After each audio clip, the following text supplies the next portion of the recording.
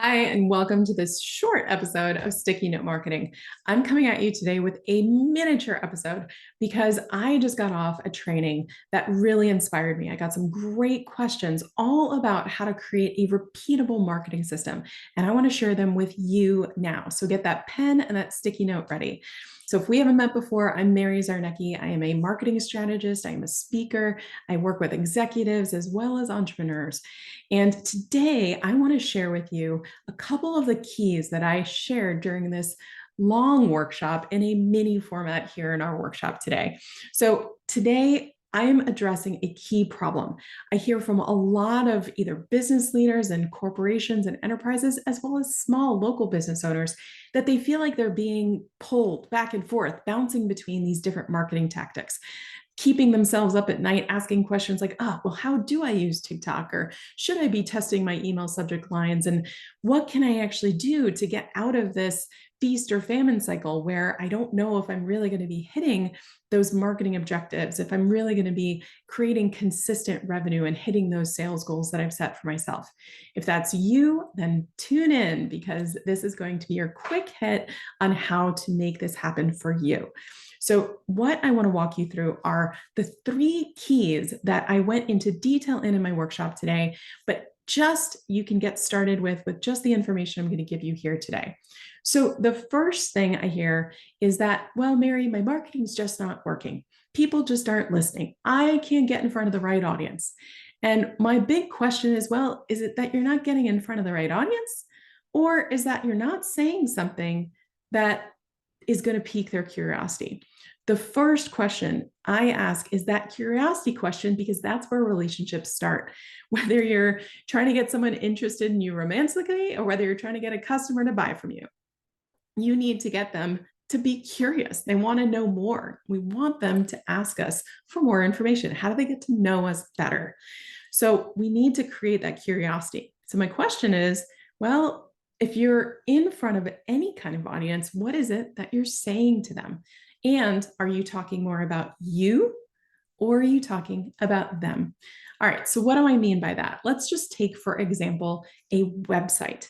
When you go to your website, what is the first impression? Is it a big story about you and how your business and your brand has been around since 832 BC, or you have all these accolades or all these awards? Or is the first thing that your audience is met with is a reflection of what their current problem is, the problem that they're coming to your website to see if you can solve for them or that you can provide a solution to? So, what are you seeing? Are you seeing something that's about you or about them? So, if we're going to create curiosity, we want to start with them. What is the problem that they're facing? So this goes the same way, whether you are having it on a website or having it in a sales conversation. If you are opening a sales introduction or opening a introduction to what it is that you do, just talking about you and your history and your business and your accolades, then you are missing out on making that initial connection and getting them to react and say, oh, wow, I was just thinking that, or I know someone who is in that exact same situation. Tell me more. Okay, what is it that you do? We want that reaction. Okay, so the second thing is after we create curiosity, we want to capture them even if they are not a now buyer. What do I mean by that? We want to capture that not now crowd that might be ready later. It may just not be the right time. It may be that they're busy with something else, but we do not want to waste all that effort we put into creating curiosity. So how do we actually capture that not now crowd and put them into some kind of nurture hub or nurture stream so that you can continue the conversation so that when they are ready, you're the obvious choice.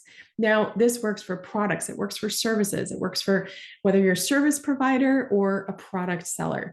The idea here is that we want to somehow invite them into something where you can continue the conversation. For a lot of people, that looks like something like a value exchange of information for contact information.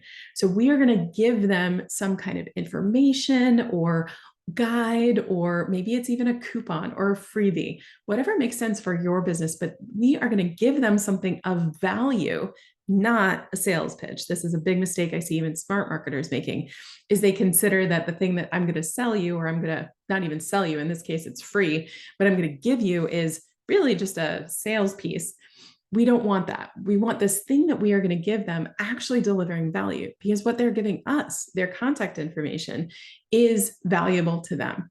So that allows us to basically get that contact information so we can continue the conversation. So if they're not ready now and we don't get that contact information, we lose them.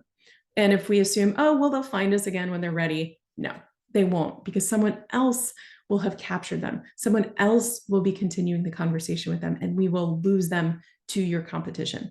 So what we want to do is capture that information so you can continue the conversation and nurture them until they're ready to say yes.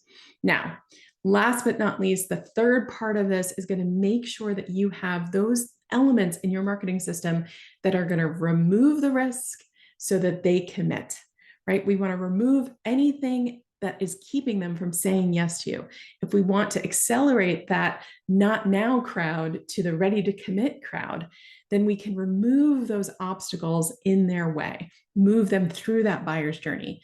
One way to do that is, in however you've captured their information, continue to send out information that starts to knock down those most common objections that you're hearing to the yes, whether that's a sales email, whether that is a DM series, but whatever it is we're sending them, we are preemptively addressing those questions that they are having in their mind. So as they're moving from being aware that you exist to considering that you might be the solution, to actually moving to the point of, do I actually say yes? Do I convert? Do I purchase? Do I make the appointment? Do I decide to work with this individual? As we're moving through that, they're going to pop up these comments, these questions, these objections that you've probably heard before. So just answer them, get them out of the way so that you become the most obvious choice and the undeniable choice that they want to say yes to. That can look like a frequently asked questions email. That can look like social proof or testimonials that you're posting on social media. All of these things help to remove the risk. What do I mean by removing the risk? They want to make sure that they're not going to regret their decision. So how do you help them feel confident? How do you help them feel like this isn't going to be a regret, that they're not going to have buyer's remorse?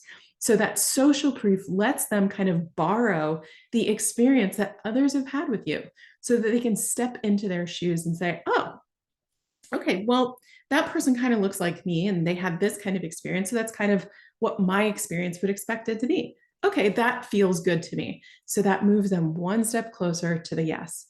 So today I shared with you 3 key things that you need to think about when you are trying to feel confident in your marketing instead of getting pulled back and forth, feeling like a poor little starfish in a tide pool. Look at your marketing. Are you creating curiosity? Are you casting the net and actually bringing people in a way that starts with them, not you? Are you highlighting those problems that you address and helping people see that, oh, they get me, they understand me? Or are you too busy talking about you and your special sauce for them to even see themselves in your marketing? Number 2, are you having opportunities in your marketing to capture the not now crowd? If they're not now buyers, then it doesn't mean they don't have value. It means that they're just not ready yet. So is there a way for you to continue the conversation in a way that adds value, that elevates you as the expert, as the authority, as the undeniable choice when they are ready? And last but not least, are you removing the risk? Are you knocking down all those objections before they get to the decision, before they get to that point where you're asking them to commit, to say yes, to click now to buy? Are you knocking those down through social proof, frequently asked questions, or other ways where you can remove the barriers from that buying process? All right, if you have questions about anything that we covered today, I invite you to engage with us over on our website. We'll drop the links below. I'm Mary Zarnecki. I am your resource for what's working now in marketing, and I look forward to seeing you on the next episode of Sticky Note Marketing.